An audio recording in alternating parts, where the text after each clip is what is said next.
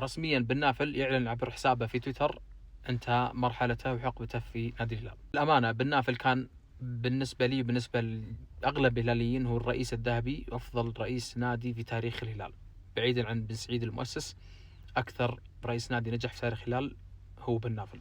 شخصية قيادية صعب جدا جدا جدا تعويضها. ما راح أتكلم عن إنجازاته وعن البطولات اللي حققها مع الهلال، لأن كل الهلاليين وأغلب الرياضيين السعوديين يعرفون إنجازات بن نافل. لكن بإذن الله الهلال ما راح يتأثر بخروج بن نافل، مع أن تعويضه صعب جدا. لكن رجالات الهلال أثبتوا عبر كل التاريخ أن الهلال منظومة، وتروح أسماء تجي أسماء والهلال يبقى ثابت.